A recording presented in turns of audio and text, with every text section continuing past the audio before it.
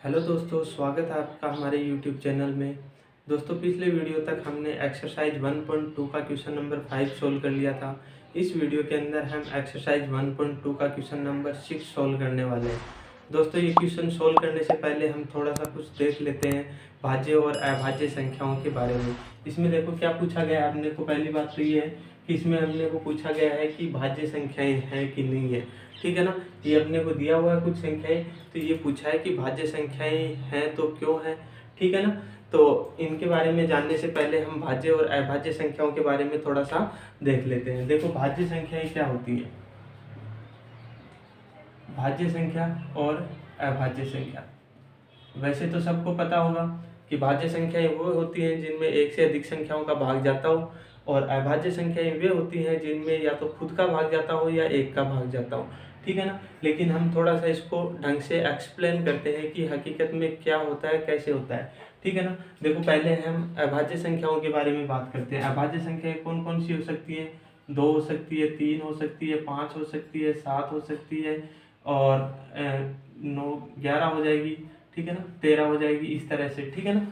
ये देखो अपने पास कुछ अभाज्य संख्या है। अभाज्य संख्या में क्या होता है, या तो एक का भाग जाएगा या खुद का भाग जाएगा। 2 को देख लो, 2 में किसका भाग जाता है, या तो 2 का जाता है या फिर किसका जाता है, 1 का जाता है। ठीक है ना। 3 को देख लो, 3 में किसका जाता है, 3 का जाता है या फिर 1 का जाता है। ठीक है ना।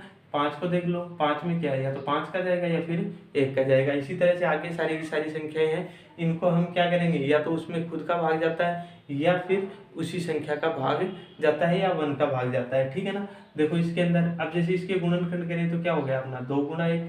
ठीक है ना। 3 का करें तो 3 गुना 1 हो जाएगा। 5 का करें तो क्या हो जाएगा, 5 गुना 1 हो जाएगा। ठीक है ना। तो इस तरह से आगे चलते रहेंगे। 11 का करेंगे, 11 गुना 1 हो जाएगा। ठीक है ना। 13 गुना 1 हो जाएगा। ठीक है ना। ऐसे ही 17 गुना 1 हो जाएगा। ठीक है ना। तो इस तरह से कुछ संख्याएं हैं, वो क्या होती हैं, अभाज्य संख्याएं होती है। अब देखो इनमें इनको हम कितने रूप में लिख सकते हैं, अधिकतम 2 अंकों के रूप में। मतलब एक तो अपने पास वो संख्या हो गई, और एक क्या हो गई, मतलब 1 हो गया। ठीक है ना। अब बात करते हैं हम भाज्य संख्याओं की। भाज्य संख्याएं देखो 4 हो गई, उसके बाद देखो 6 हो गई, 6 के बाद क्या हो गई, 8 हो गई, 9 हो गई। ठीक है ना।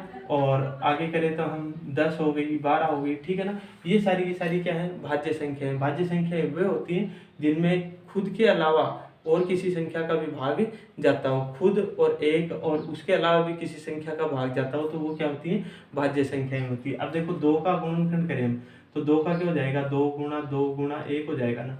ठीक है ना। 2 को 2 से करेंगे 4, 4 को 1 से करेंगे 4। ठीक है ना। इसी तरह से 6 का क्या हो जाएगा, 2 गुना 3, इसको हम 2 गुना 3 गुना 1 के रूप में लिख सकते हैं। ठीक है ना। अब देखो 8 का देखते हैं, तो 8 में क्या है, देखो 2 गुना 2 गुना 2 गुना 1 हो जाएगा। देखो 2 को 2 से करेंगे 4, 4 को 2 से करेंगे 8, और 8 को 1 से करेंगे 8। ठीक है ना। इसी तरह से अपने आगे चलते रहेंगे। लेकिन एक बात देखो, इसमें अभाज्य संख्या में क्या है, इनकी ये गुणनखंड करें तो अधिकतम कितनी संख्याएं आती हैं, 2 आती हैं। ठीक है ना। अपना क्वेश्चन इसी पे आधारित है, इस पे थोड़ा सा गौर करना। देखो अभाज्य संख्याएं कोई भी है, उनका गुणनखंड करें, अधिकतम कितना आता है, 2 आता है। देखो यहाँ भी देख लो, यहाँ भी देख लो, यहाँ भी देख लो। ठीक है ना। सारों में क्या है, 2 2 संख्याएं है। ठीक है ना। लेकिन भाज्य संख्याएं होती हैं, उनमें क्या है, 2 से अधिक है। ठीक है ना।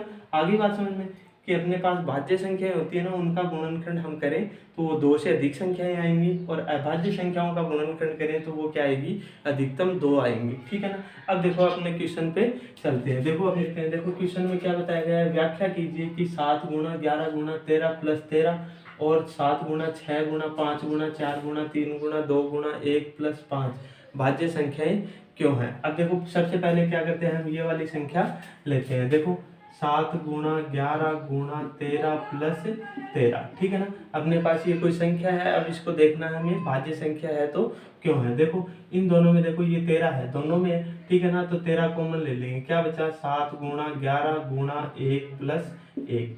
ठीक है ना। आगे बात समझ में। देखो 13, 11 को 7 से गुना करेंगे, 11 7 77, और 1 से गुना करेंगे तो 77 को 1 से करेंगे तो 77, प्लस 1 क्या हो गया, 78। ठीक है ना। अब देखो इसको हम ऐसे लिख सकते हैं, 13 गुना 78 गुना 1। ठीक है ना। ये कितने रूप में हो गया, 3 संख्याओं के रूप में हो गया। ठीक है ना। तो ये क्या है, भाज्य संख्या है। ठीक है ना। इसमें दो से अधिक संख्याएं होंगी, इसलिए ये क्या है, भाज्य संख्या है। हम लिख भी सकते हैं ये बात कि दो से अधिक संख्याएं होने के कारण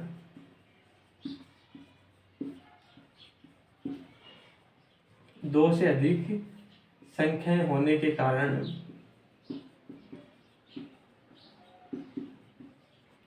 यह भाज्य संख्या है।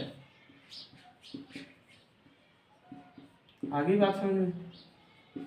देखो हमने यही किया था कि अभाज्य संख्याएं वे होती हैं जो अधिकतम 2 के गुणनखंड में हो, और भाज्य संख्याएं वो होती हैं जिनमें 2 से अधिक हो सकते हैं।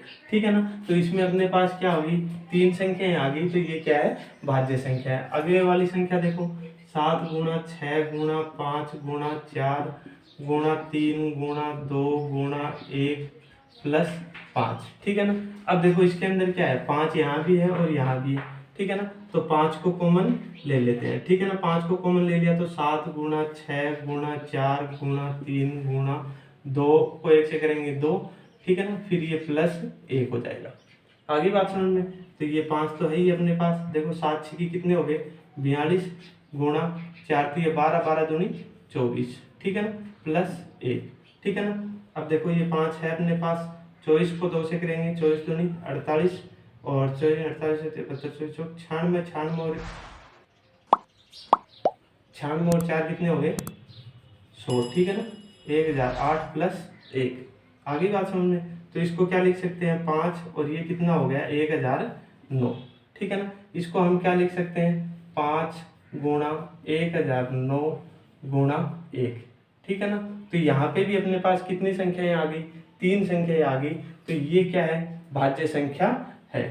क्यों है, वही बात कि हम ये पहले ही देख चुके हैं कि 2 से अधिक संख्याएं होने के कारण ये क्या है, भाज्य संख्या है। ठीक है ना। तो इसलिए ये भी भाज्य संख्या है और ये भी भाज्य संख्या है। कारण क्या हुआ दोनों का, कि 2 से अधिक संख्याएं गुणनखंड करने पर 2 से अधिक संख्याएं होने के कारण ये क्या है, भाज्य संख्याएं हैं। आगे बात समझ में?